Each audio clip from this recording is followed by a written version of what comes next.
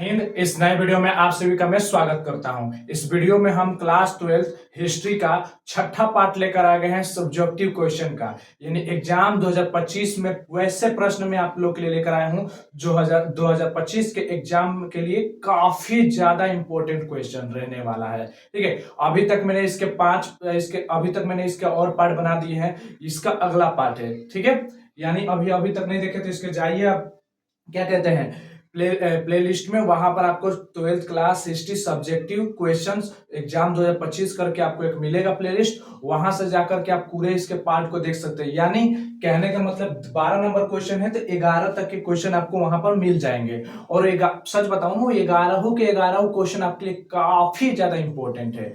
ठीक है, बहुत ज्यादा इंपॉर्टेंट है, तो बिल्कुल देर मत कीजिएगा और जाकर के जरूर वॉच कीजिएगा। तो चलिए स्टार्ट करते हैं इसी के साथ इस वीडियो को।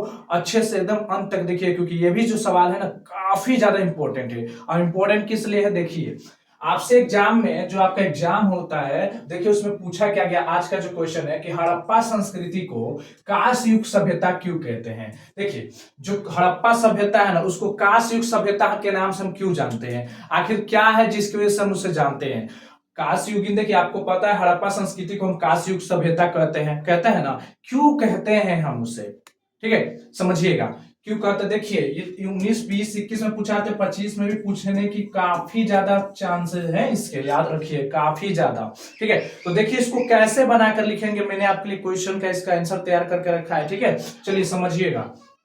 आंसर लिख दीजिएगा, उसको लिखिएगा हम सभी जानते हैं। देखिए हम सभी जानते हैं, आप सब भी जानते हैं, हम जानते हैं कि हड़प्पा के लोगों को तांबे में टीन मिला करके कांसा बनाने की विधि आती थी। जब तांबा का युग ताम्र पसार युग चला, तो ताम्र पसार युग के ही बाद ये कौन सा युग आया था, कांसा का युग आया था, यानी हड़प्पा सभ्यता की शुरुआत हुई थी। आपको पता है पसार काल खत्म होते होते ताम्र पसार आया था, और ताम्र पसार काल के बाद ही कांस्य युगीन सभ्यता आई थी। तो याद रखिएगा कि क्या होता था, तांबा में ना टीन को ही मिलाते थे। इनको तांबा धातु का कॉपर जिसको ज्ञान था, इसके साथ ही क्या करते थे, इसमें टीन को ही मिला लेते थे। इसमें क्या करते थे, टीन को मिला देते थे। ठीक है, अब समझिएगा मिलाने की विधि इनको आती थी। क्लियर, अब समझिएगा इसके आगे बोले कि हड़प्पा संस्कृति के लोग कांस्य धातु के हथियार और औजार बनाते थे। अब जब इनका तांबा है, इनको आइडिया मिल गया, अच्छा तांबा में अगर हम टीन मिला देंगे तो कांसा बन जा रहा है, एक नया धातु का निर्माण हो रहा है, एक अलग तरह का मिश्र धातु तैयार हो रहा है हमारे सामने। पढ़े हैं, केमिस्ट्री में पढ़ा होगा आपने, क्लास 10th या 12th के या 11th में केमिस्ट्री में आपने जरूर कभी पढ़ा होगा। सॉरी, अगर आप तो 12th में तो ये पढ़ रहे नहीं, जो 10th की क्लास की बात कर रहा हूं, जो 10th क्लास में आपने जरूर कहीं ना कहीं तो पढ़ा होगा कांस्य युगीन सभ्यता, कांस्य धातु के बारे में। ठीक है, कांसा, ठीक है, तो वहां पर ध्यान दीजिएगा, जब कांसा में मिलाकर के हथियार औजार बनाते थे, तो कांसे की सहायता से ही हड़प्पा के लोग उत्पत्ति के शिकार पर पहुंचे। मतलब देखिए इसी के कारण जब ये टीन से औजार हथियार बहुत ज्यादा बनाने लगे, तो ये क्या हो गया, इनकी जो तरक्की थी दिन प्रतिदिन बढ़ती चली गई। ये तरक्की दिन प्रतिदिन क्या करते चले गए, बढ़ते चला गया इनका तरक्की। ठीक है, अब आइए इसके बाद सुनते हैं कि उन्होंने एक नगरीय सभ्यता का क्या किया, विकास किया। इस तरह से क्या किया उन्होंने, जब उनकी तरक्की होने लगी, बहुत ज्यादा पैसा कमाने लगे, लोग कांसा का औजार बनाने लगे, हथियार बनाने लगे, तो इनसे उनके पास क्या आ गया, ज्यादातर पैसा आने लगा। इससे क्या होगी, एक नगर की तरह बन गया। अगर हमारा गांव है, अगर गांव के लोग सब तरक्की करना शुरू कर देंगे, बढ़िया से खेती करना शुरू कर देंगे, बहुत अच्छा से खेती होने लगेगा,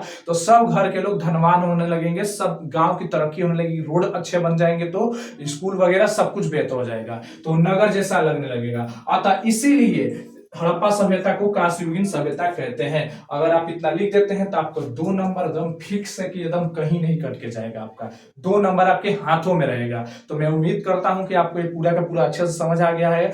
अगर चैनल पर नए हो तो चैनल को सब्सक्राइब करके रख लीजिएगा। इसलिए मैं सब्सक्राइब करने का बोल रहा हूं कि ताकि रोजाना आपको इसी तरह का वीडियो मिलता रहेगा आपके एग्जाम से रिलेटेड। ठीक है, चलिए इसके बाद अगले क्वेश्चन की तरफ चलते हैं। अगला क्वेश्चन देखिए, ये भी बहुत मजेदार क्वेश्चन है। देखिए ये जो क्वेश्चन है ना, ये क्वेश्चन से हम इस याद रखिएगा, विजयनगर साम्राज्य से हमेशा एक ना एक सवाल आता रहता है, हमेशा कभी ना कभी इधर उधर ऑब्जेक्टिव सब्जेक्टिव कहीं ना कहीं से वो सवाल टच करेगा। तो अगर 2 नंबर के लिए आपके सामने क्वेश्चन पूछ देगा, कैसा क्वेश्चन पूछता है कि विजयनगर साम्राज्य की स्थापना कब और किसके द्वारा किया गया था, और यहां किस प्रकार के लोग रहा करते थे। अगर एक क्वेश्चन पूछता है सिर्फ आपसे कि विजयनगर साम्राज्य की स्थापना कब और किसके द्वारा किया गया था, तब भी आपका 2 नंबर। लेकिन अगर यहाँ पे उसके साथ एक और क्वेश्चन कर लेता है कि यहाँ किस प्रकार के लोग रहा करते थे, तो आप बना लीजिएगा, ठीक है। ये ऑब्जेक्टिव में भी इससे क्वेश्चन पूछता है 1 नंबर के लिए कि विजयनगर साम्राज्य की स्थापना किसके और कब और किसने किया था, ठीक है। चलिए इसका उत्तर हम लोग बड़े अच्छे से बना करके मैंने आप लोगों के लिए लिख दिया है। बड़े अच्छे से अगर इतना लिख लेते तो आपका 2 नंबर कहीं नहीं जाएगा। लिखिएगा कि विजयनगर साम्राज्य की स्थापना सन 1336 ईस्वी में हरिहर और बुक्का के द्वारा किया गया था। आपको बता दें ये जो हरिहर और बुक्का है ना, ये दोनों भाई थे, ये दोनों के दोनों क्या थे, भाई थे, ठीक है। अब इसकी कहानी बहुत अलग है कि इसको दिल्ली लेकर जाया जाता, बहुत अलग अलग कहानी है, लेकिन ये एक तरह गुलाम बनते हैं, फिर आकर के खुद का साम्राज्य स्थापित करते हैं, ठीक है।